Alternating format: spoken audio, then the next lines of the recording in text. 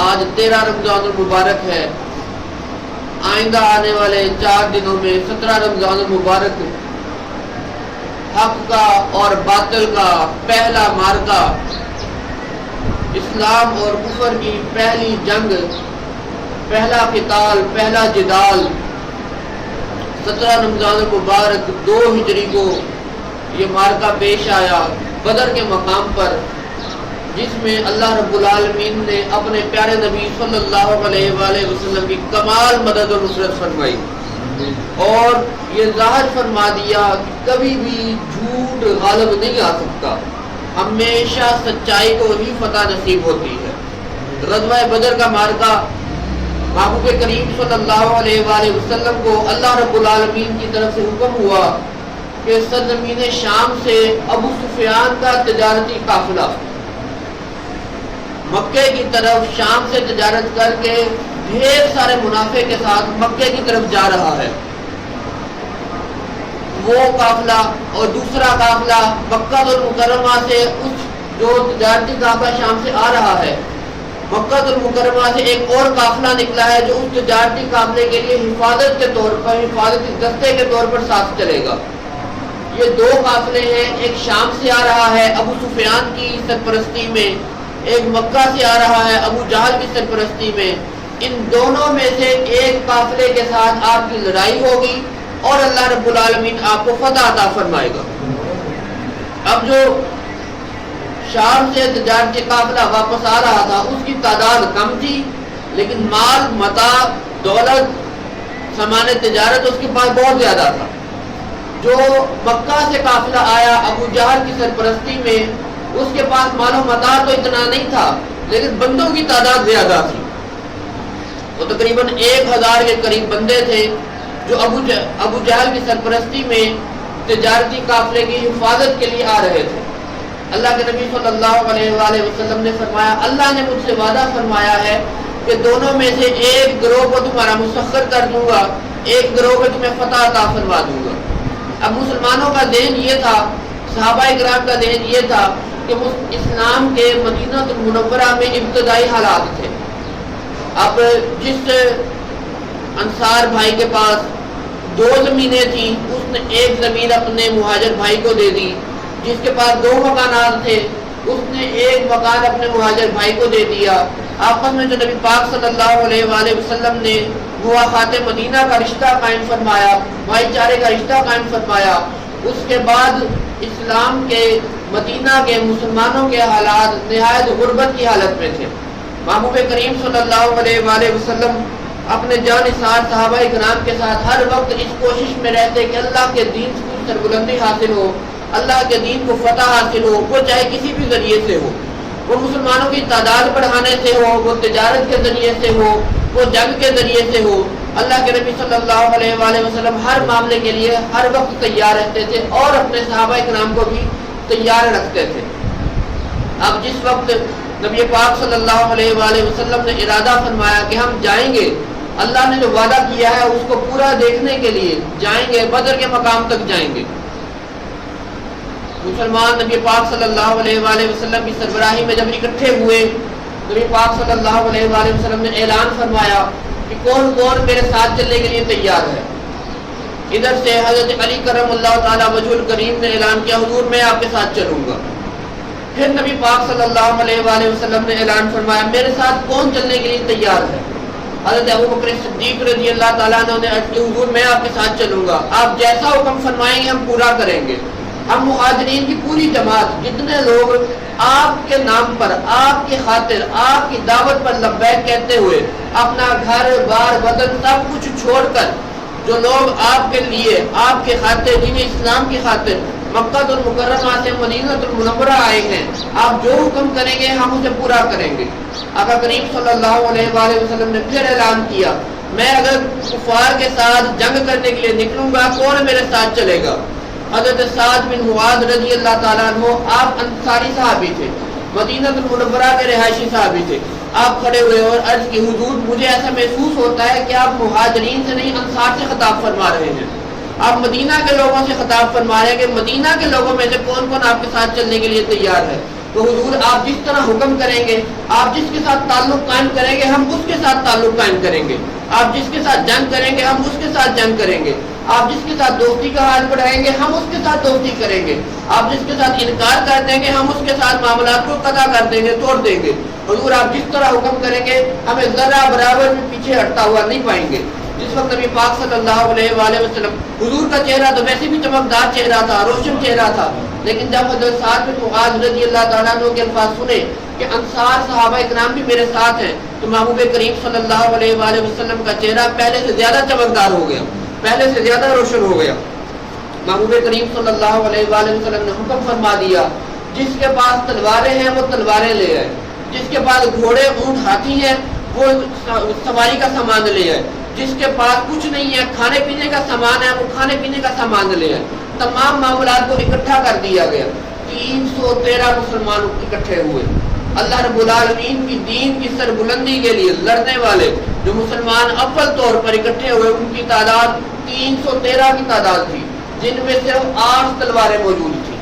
313 مسلمانوں کے پاس صرف 8 تلواریں موجود تھیں۔ محبوب کریم صلی اللہ علیہ وآلہ وسلم نے اللہ رب العالمین کی بارگاہ میں دعا کی، مولا یہ تیرے بندے تیرے دین کی سربلندی کے لیے مدینہ کو چھوڑ کر جنگ کرنے کے لیے لڑنے کے لیے جانے لگے ہیں، اے اللہ کریم یہ ننگے پاؤں ہیں، انہیں سواریاں بھی عطا فرما، جوتے بھی عطا فرما، اے اللہ کریم ان کے پاس لباس کی بھی کمی ہے انہیں لباس بھی عطا فرما، ان کے پاس خوراک کی بھی کمی ہے انہیں خوراک بھی عطا فرما۔ اللہ رب العالمین نے آیت مبارکہ کا نزول فرمایا، اِذْ تَسْتَغِیثُونَ رَبَّکُمْ فَاسْتَجَابَ لَکُمْ۔ آپ اس وقت کو یاد کریں جب آپ نے اپنے رب کے حضور استغاثہ پیش کیا، آپ نے اپنے مالک کے حضور، آپ نے اپنے رب کے آگے، اللہ رب العالمین کے آگے کوئی بھی دعا مانگی، اللہ رب العالمین نے ہمیشہ آپ کی دعا کو قبول فرمایا۔ اللہ پروردگار نے ہمیشہ آپ کی دعا کو درجہ قبولیت عطا فرمایا۔ نبی پاک صلی اللہ علیہ وآلہ وسلم جس وقت چلنے لگے مدینہ المنورہ سے، جوان صحابہ کرام بھی تھے، بڑی عمر کے صحابہ کرام بھی تھے، کچھ انصار بھی موجود تھے، کچھ مہاجرین بھی موجود تھے، ان میں کچھ بچے بھی موجود تھے۔ حضرت سعد بن ابی وقاص رضی اللہ تعالیٰ عنہ پہلے صحابی کہ جنہیں نبی پاک صلی اللہ علیہ وآلہ وسلم نے ارشاد فرمایا سعد تم پر میرے ماں باپ قربان ہو، اور وہ پہلے صحابی جنہوں نے اللہ رب العالمین کے راستے میں تیر اندازی کی، تیر چلایا، ان کے چھوٹے بھائی حضرت عمیر بن ابی وقاص رضی اللہ تعالیٰ عنہ، 16 سال آپ کی عمر مبارک تھی، آپ جا کر چھپ گئے۔ دوستوں نے، مزید صحابہ کرام نے، آپ کے بڑے بھائی نے پوچھا کہ عمیر آپ کیوں جا کر چھپ گئے؟ حضرت عمیر بن ابی وقاص رضی اللہ تعالیٰ عنہ نے فرمایا کہ میں اس وجہ سے جا کر چھپ گیا ہوں، ایسا نہ ہو کہ آقا کریم صلی اللہ علیہ وآلہ وسلم کی نظر مجھ پہ پڑ جائے اور حضور دیکھیں گے یہ 16 سال کا بچہ ہے، اس کو جنگ کے لیے ساتھ نہیں لے کر جانا، حضور مجھے پیچھے نہ چھوڑ دیں، میری 16 سال کی عمر کو دیکھتے ہوئے، میری چھوٹی عمر کو دیکھتے ہوئے حضور انکار نہ کر دیں کہ اس بچے کو ساتھ نہیں لے کر جانا، اس لیے میں چھپ گیا ہوں کہ جب سارا قافلہ چلنے کے لیے تیار ہو جائے گا، قافلہ چل پڑے گا، میں قافلے میں شامل ہو جاؤں گا اور بدر کے مقام پر جا کے جنگ کروں گا، اللہ کے دین کی خاطر جنگ کروں گا، لڑوں گا، اور میری خواہش ہے کہ اللہ رب العالمین کے راستے میں لڑتے ہوئے مجھے موت آ جائے، اللہ رب العالمین مجھے شہادت کی موت عطا فرمائے۔ نبی پاک صلی اللہ علیہ وآلہ وسلم کو جب اس بات کی خبر پہنچی، آقا کریم صلی اللہ علیہ وآلہ وسلم نے انہیں اجازت عطا فرما دی۔ دوسرے نمبر پہ حضرت زید بن ثابت رضی اللہ تعالیٰ عنہ، اسامہ بن زید رضی اللہ تعالیٰ عنہ، عبداللہ بن عمر رضی اللہ تعالیٰ عنہ، یہ تمام چھوٹے صحابہ کرام ہیں جن کی عمر مبارک 15 سے 20 سال کے درمیان ہے۔ نبی پاک صلی اللہ علیہ وآلہ وسلم نے کچھ کو اجازت عطا فرما دی، کچھ کو مدینہ المنورہ میں رہنے کا حکم عطا فرمایا۔ حضرت رافع بن خدیج رضی اللہ تعالیٰ عنہ، آپ کی بھی عمر مبارک چھوٹی تھی، محبوب کریم صلی اللہ علیہ وآلہ وسلم نے انکار فرما دیا کہ آپ ہمارے ساتھ نہیں جائیں گے۔ حضرت رافع بن خدیج رضی اللہ تعالیٰ عنہ نے رو رو کر برا حال کر لیا کہ اللہ کے محبوب نے مجھے جنگ پر ساتھ لے جانے سے انکار کر دیا۔ آخر ترس کھاتے ہوئے آپ کے چچا حضرت ابن رافع رضی اللہ تعالیٰ عنہ نے محبوب کریم صلی اللہ علیہ وآلہ وسلم کی بارگاہ میں عرض کیا کہ حضور یہ میرا بھتیجا ہے، جنگ پر جانا چاہتا ہے، اور جتنا ایک جوان آدمی، ایک کاریگر آدمی، ایک جوان سپہ سالار جس انداز سے تیر چلا سکتا ہے، جس مہارت کے ساتھ تیر چلاتا ہے، میرا بھتیجا بھی اسی مہارت کے ساتھ تیر چلا سکتا ہے۔ نبی پاک صلی اللہ علیہ وآلہ وسلم نے ان کا ٹیسٹ لیا، پہلے دیکھا کہ کیا واقعی انہیں تیر چلانا آتا ہے، جب دیکھا کہ حضرت رافع بن خدیج رضی اللہ تعالیٰ عنہ تیر اندازی میں مہارت رکھتے ہیں، محبوب کریم صلی اللہ علیہ وآلہ وسلم نے اجازت عطا فرما دی۔ جب دیکھا حضرت رافع بن خدیج کو اجازت مل گئی، ان کے ہم مکتب، ان کے کلاس فیلو، ان کے ہم عمر، ایک صحابی حضرت سمرہ بن جندب رضی اللہ تعالیٰ عنہ جو ایک عمر کے تھے، حضرت رافع بن خدیج اور سمرہ بن جندب رضی اللہ رضوان اللہ علیہ مجمعین، دونوں ہم عمر تھے، ایک عمر کے تھے۔ جب دیکھا کہ رافع بن خدیج کو اجازت مل گئی ہے تو سمرہ بن جندب رضی اللہ تعالیٰ عنہ کے پاس جوتے نہیں تھے،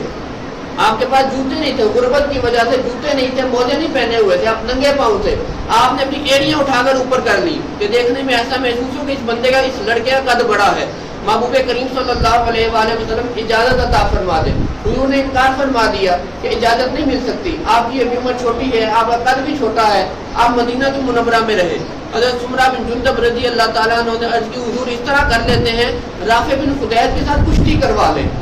اگر میں جیت گیا تو مجھے ساتھ لے جائیے گا، اگر میں ہار گیا تو رافع بن خدیج تو آپ کے ساتھ جا رہے ہیں، اگر میں کشتی جیت جاتا ہوں تو آپ مجھے ساتھ لے جائیے گا۔ محبوب کریم صلی اللہ علیہ وآلہ وسلم نے تجویز کو پسند فرمایا، قبول فرمایا۔ حضرت رافع بن خدیج رضی اللہ تعالیٰ عنہ اور حضرت سمرہ بن جندب رضی اللہ تعالیٰ عنہ دونوں کی آپس میں کشتی کروائی گئی۔ حضرت سمرہ بن جندب رضی اللہ تعالیٰ عنہ کشتی جیت گئے۔ محبوب کریم صلی اللہ علیہ وآلہ وسلم نے ساتھ جنگ پر جانے کی اجازت عطا فرما دی۔ جس وقت بدر کے مقام پر پہنچے تقریباً شام ہو چکی تھی اور جو ابو جہل کا قافلہ تھا وہ پہلے سے بدر کے میدان پر پہنچ چکا تھا۔ جب وہ پہلے بدر کے مقام پر پہنچا، بدر کے میدان میں پہنچا، اس نے آ کر دیکھا کہ جو جگہ ذرا پکی تھی، جیسی ہماری سڑکیں ہیں، جو مٹی والی سڑکیں ہوتی ہیں، جو کارپوریٹ روڈ نہیں ہوتے، وہ سخت ہو جاتی ہے، مٹی دھوپ کی شدت کی وجہ سے سخت ہو جاتی ہے۔ ابو جہل نے اس جگہ کو چوز فرمایا، اس جگہ کو پسند کیا اپنے لیے کہ ہم اس طرح کریں گے، ہم یہاں پہ رکیں گے، اگر مسلمان آ جاتے ہیں تو دوسری جگہ نبی پاک صلی اللہ علیہ وآلہ وسلم کے لیے چھوڑ دی۔ محبوب کریم صلی اللہ علیہ وآلہ وسلم جس وقت مقام بدر پر پہنچے، آپ نے دیکھا کہ جو جگہ بچ گئی تھی، جہاں دشمن نہیں تھا، وہ ساری ریتلی جگہ تھی، جہاں پر عام انسان ریت میں کھڑا نہیں ہوا جاتا، اور ریت کی شدت بھی زیادہ ہوتی ہے، اس میں تپش بھی زیادہ ہوتی ہے۔ محبوب کریم صلی اللہ علیہ وآلہ وسلم نے پھر اپنے دستے دعا کو بلند فرمایا، اللہ رب العالمین کی بارگاہ میں عرضی پیش کی۔ اللہ رب العالمین نے تمام صحابہ کرام کے اوپر نیند کو طاری فرما دیا، سلا دیا، اور سلانے کے بعد آسمان سے بارش کا نزول فرمایا۔ بارش کا نزول فرمانے سے کیا معجزہ رونما ہوا کہ جس مقام پر ابو جہل نے جو مقام اپنے لیے پسند کیا تھا، جو پکی جگہ اسے لگ رہی تھی، پانی کے پڑنے کی وجہ سے وہ سارا کیچڑ بن گیا، اور جو ریتلی جگہ جس مقام پر نبی پاک صلی اللہ علیہ وآلہ وسلم نے پڑاؤ فرمایا تھا، وہ ساری ٹھنڈی بھی ہو گئی اور جم بھی گئی۔ اللہ رب العالمین نے اپنے محبوب صلی اللہ علیہ وآلہ وسلم کی اس انداز میں مدد فرمائی۔ صبح کے وقت جس وقت محبوب کریم صلی اللہ علیہ وآلہ وسلم کو اللہ رب العالمین نے اپنی قدرت کاملہ کے نمونے دکھانے شروع کیے، آقا کریم صلی اللہ علیہ وآلہ وسلم اپنے جانثار صحابہ کرام کے ساتھ باہر نکلے، اپنے خیمہ اقدس سے باہر تشریف لائے اور فرمایا کہ میرے صحابیوں دیکھ لو، یہ وہ مقام ہے جہاں پہ ابو جہل گر کے مرے گا، یہ وہ مقام ہے جہاں پہ عتبہ گرے گا، یہ وہ مقام ہے جہاں پہ شیبہ گرے گا، یہ وہ مقام ہے جہاں پر ولید گرے گا۔ نبی پاک صلی اللہ علیہ وآلہ وسلم نے جتنے بھی کفار قتل ہونے تھے تمام کے نام لے کے ان کے مرنے کی جگہ کی نشاندہی بھی فرما دی۔ اور صحابہ کرام رضوان اللہ علیہ مجمعین فرماتے ہیں جب مارکہ ختم ہونے کے بعد، جنگ بدر جب ختم ہو گئی، اللہ رب العالمین نے فتح عطا فرما دی۔ ہم نے دیکھا کہ جس مقام پر آقا کریم صلی اللہ علیہ وآلہ وسلم نے نشاندہی فرمائی تھی، اس سے ذرا برابر بھی کوئی کافر ادھر ادھر نہیں گرا تھا۔ جس جگہ پہ حضور نے فرمایا تھا وہ کافر عین اسی جگہ پر گرا تھا۔ محبوب کریم صلی اللہ علیہ وآلہ وسلم نے کفار کے ساتھ جس وقت لڑائی شروع فرمائی،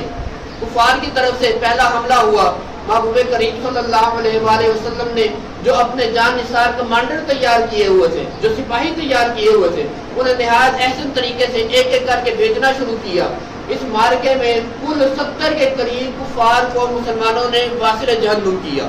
70 کے قریب کافر ایسے تھے جنہیں صحابہ کرام نے جہنم کے گھاٹ اتار دیا، اور اس مارکے میں اللہ رب العالمین نے 14 مسلمانوں کو جام شہادت عطا فرمایا، اور ان 14 مسلمانوں میں سب سے پہلا جو شہید تھا وہ عمیر بن ابی وقاص رضی اللہ تعالیٰ عنہ تھے،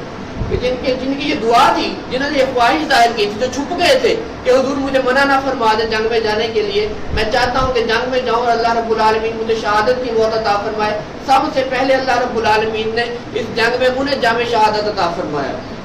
مسلمانوں نے جب دیکھا کہ کفار کی تعداد 1000 ہے، مسلمانوں کی تعداد 313 ہے، نبی پاک صلی اللہ علیہ وآلہ وسلم نے سجدہ کیا، اپنے رب کی بارگاہ میں دعا کی، مولا کریم یہ تیرے مٹھی پر بندے ہیں، یہ آج تیرے دین کی سربلندی کے لیے باہر نکلے ہیں، اگر آج یہ ختم ہو گئے تو قیامت تک تیرا نام لینے والا کوئی نہیں رہے گا۔ اللہ رب العالمین نے اپنے محبوب صلی اللہ علیہ وآلہ وسلم کی طرف وحی فرمائی، کیا میرے محبوب آپ پریشان نہ ہوئیے، آپ فکر مندی نہ کیجیے، میں 1000 فرشتے جو لگاتار آ رہے ہیں ان فرشتوں کے آنے کی برکت سے آپ کی مدد فرماؤں گا، ان فرشتوں کے آنے سے آپ کی مدد فرماؤں گا۔ دوسری مقام پر نبی پاک صلی اللہ علیہ وآلہ وسلم کا یہ معجزہ رونما ہوا کہ جو کفار 1000 کی تعداد تھے، مسلمانوں کی تعداد 313 تھی، جب مسلمان دیکھتے تھے تو انہیں کفار 313 نظر آتے تھے، اور جب کفار دیکھتے تھے تو مسلمان ہزاروں سے بھی زیادہ نظر آیا کرتے تھے۔ نبی پاک صلی اللہ علیہ وآلہ وسلم کا معجزہ نظر آیا کہ صحابہ کرام کا جوش اور بلبلہ بڑھانے کے لیے کہ ہماری تعداد تو کفار کے مقابلے میں بہت زیادہ ہے، ہماری تعداد زیادہ ہے، ہم آسانی کے ساتھ فتح حاصل کر سکتے ہیں، غلبہ حاصل کر سکتے ہیں۔ نبی پاک صلی اللہ علیہ وآلہ وسلم کی دعا نے رنگ دکھایا اور مسلمانوں نے نبی پاک صلی اللہ علیہ وآلہ وسلم کی سرکردگی میں کفار پر غلبہ اور فتح حاصل کر لی۔ آخری مقام پر جس وقت کفار نے اپنا آخری داؤ کھیلا، نبی پاک صلی اللہ علیہ وآلہ وسلم نے ایک مٹھی مٹی کی اٹھائی، اس میدان سے ایک مٹھی مٹی کی اٹھائی اور اٹھا کے اللہ رب العالمین کا نام لے کے کفار کی طرف اچھال دی۔ اللہ رب العالمین نے قرآن میں اس واقعے کو یاد فرمایا، وَإِذْ رَمَيْتَ وَلَٰكِنَّ اللَّهَ رَمَىٰ، کہ جب مٹی آپ پھینک رہے تھے وہ آپ نہیں پھینک رہے تھے، وہ اللہ رب العالمین پھینک رہا تھا۔ جب نبی پاک صلی اللہ علیہ وآلہ وسلم نے ایک مٹھی پر مٹی کفار کی طرف پھینکی، اوپر سے فرشتوں کا نزول تھا، ادھر محبوب کریم صلی اللہ علیہ وآلہ وسلم کے ید اللہ والے ہاتھوں سے مٹی کا اڑنا تھا، وہ 1000 کفار کی آنکھوں میں اس طرح پڑے جس طرح ریت کا طوفان آ گیا ہوتا ہے۔ صحرا کے طوفان مشہور ہے، اس طرح محسوس ہوا جس طرح ریت کا طوفان آ گیا ہے۔ تمام کفار اپنے سامان، اپنا مال غنیمت سب کچھ چھوڑ کے، اپنے جانور، اپنی سواریاں، اپنے کھانے پینے کا سامان، اپنے زر، اپنے زیور، اپنے تلوار، اپنے ہتھیار سب کچھ چھوڑ کے اللہ رب العالمین کے محبوب صلی اللہ علیہ وآلہ وسلم سے ڈرتے ہوئے میدان جنگ سے بھاگ گئے، اور اللہ رب العالمین نے اپنے نبی صلی اللہ علیہ وآلہ وسلم کو فتح اور کامیابی عطا فرمائی۔ یہ اس مقام پر نبی پاک صلی اللہ علیہ وآلہ وسلم کے صحابہ کرام نے جس طرح جانبازی کا مظاہرہ فرمایا، اس سے پہلے نہ کبھی دیکھنے میں آیا، نہ اس سے بعد کبھی دیکھنے میں آیا۔ 70 کے قریب کافر جو واصل جہنم ہوئے، ان میں سے 35 سے زیادہ کافر اکیلے حضرت علی کرم اللہ تعالیٰ وجہ الکریم نے کفار کو قتل کیا۔ آدھے سے زیادہ کافر اکیلے حضرت علی کرم اللہ تعالیٰ وجہ الکریم نے جہنم کے گھاٹ اتارے۔ اللہ رب العالمین کی بارگاہ میں دعا ہے کہ آج کے مسلمانوں کو بھی غزوہ بدر کے صحابہ کرام جیسا قوت ایمانی اور جذبہ شہادت عطا فرمائے۔ وما علینا الا البلاغ۔